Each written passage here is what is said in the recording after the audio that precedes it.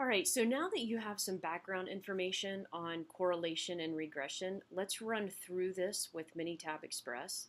I think in general you're going to find this really easy, and the way I'm going to do this is I'm just going to go through a couple examples and all the different questions that I can ask related to correlation and regression. All right, so let's start with our first example. A director of alumni affairs at a small college wants to determine whether there is a linear relationship between the number of years alumni classes have been out of school and their annual contributions in thousands of dollars. Step one in the process is to display the data in a scatter plot and determine the type of correlation.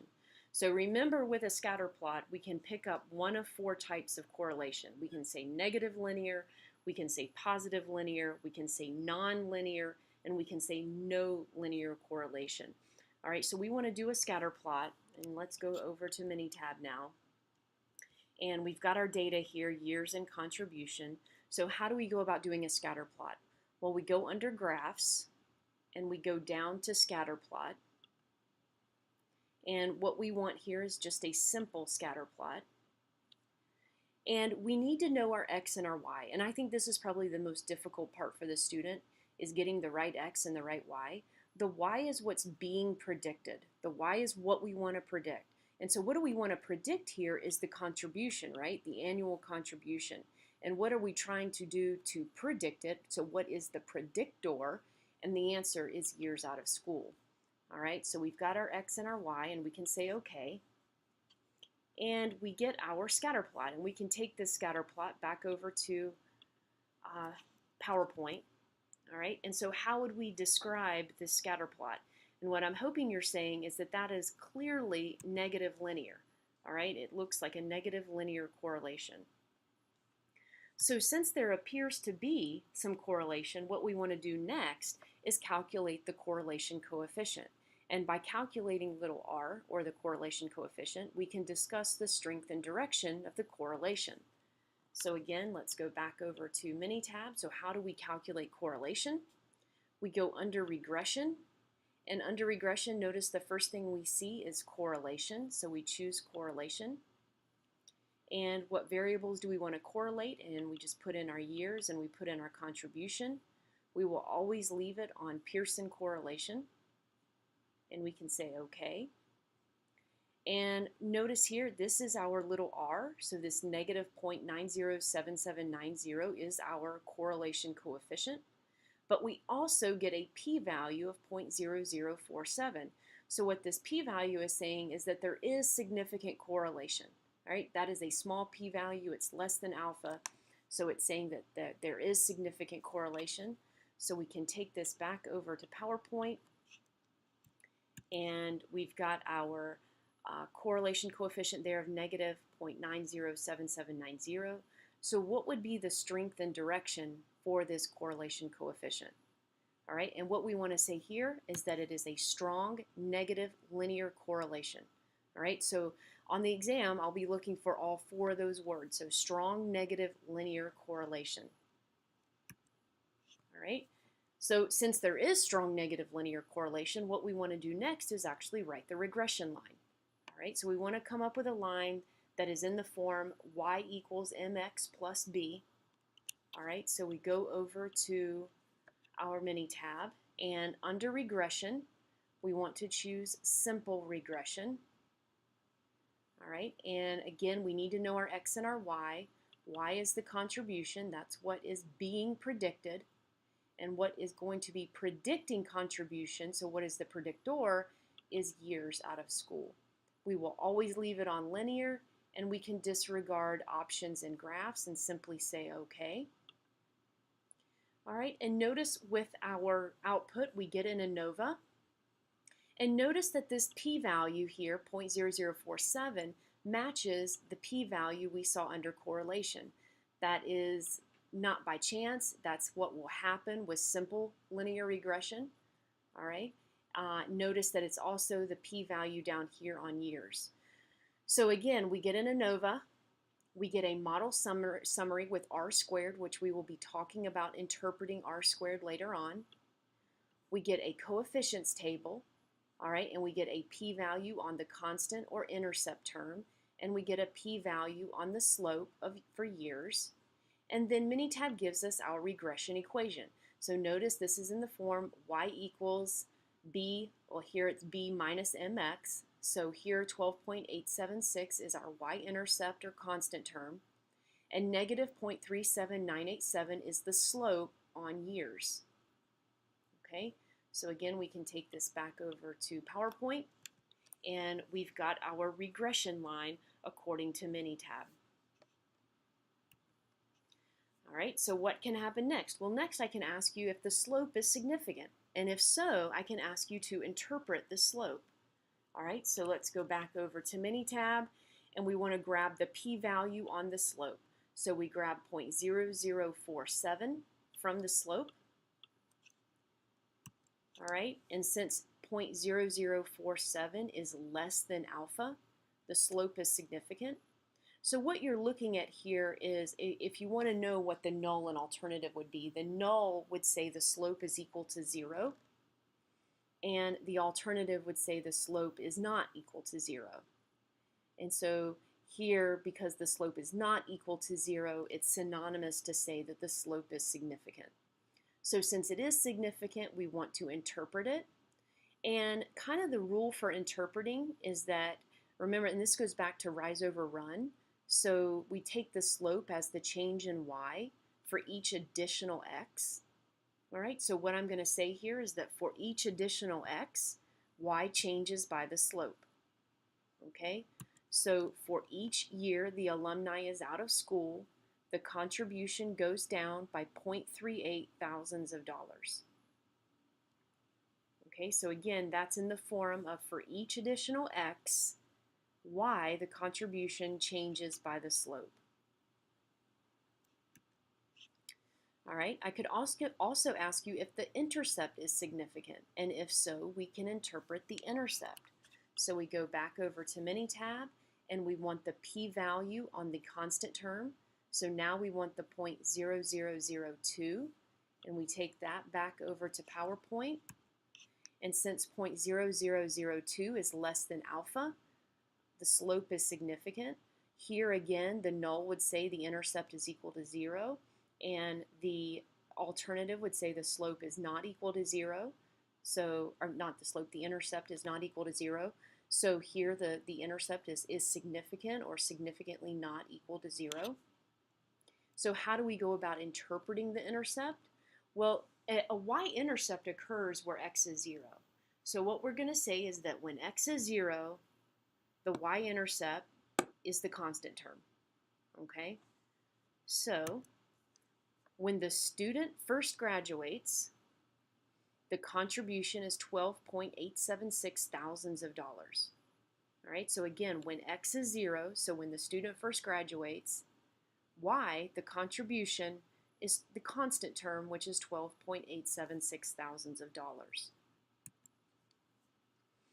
All right, something else I could ask you to do is to predict a y value. Remember, this is ultimately the reason for doing a linear regression, is to predict y values. So here we could predict the contribution for an alumni of 20 years. All right, so we go over to Minitab, and the first thing we want to do is we want to look at our data. So we look at years, and we want to make sure 20 is in our domain. So notice here that the numbers span 1 to 30. 20 is in the domain, so we can predict for 20 years out of school. And predicting essentially boils down to plugging 20 in for years, multiplying it by the slope, and subtracting it from the y-intercept. All right, but we actually have a shortcut or easy way to do that in Minitab. We can go under regression and go down to predict for regression. All right, and notice here it's asking us for the years out of school. So we would put in our 20 years and say OK. And the number you're looking for on this screen is the fit value here. All right, so the fit of 5.2781 is synonymous to plugging 20 into the x and getting a y. All right, so how would we interpret 5.2781? For an alumni that has been out of school for 20 years, the contribution is predicted to be 5.2781 thousandths of dollars. All right, and the last thing we want to do is interpret r squared. All right, so let's go back to Minitab for a second and go back to our regression screen, and we see an r squared value of 82.41%. What does that 82.41% represent? And the answer is it's the total variation in y explained by x. Okay, so one more time. R squared is the total variation in y explained by x. So what would we say for 82.41%? 82.41% of the variation in alumni contribution is explained by number of years out of school. So notice there that it's the variation in y contribution explained by x, the number of years out of school. All right, let's do another example. So here we have some data on square footage and sale price. So we are looking at whether or not square footage can be used to predict the sale price in the house. And as always, first step is to construct a scatter plot. So we go into graphs and scatter plot. All right, and again, we want to use square footage to predict sale price. So sale price is the y, square footage is the x. We say okay. All right, we get our scatter plot and we take that back over to PowerPoint with us.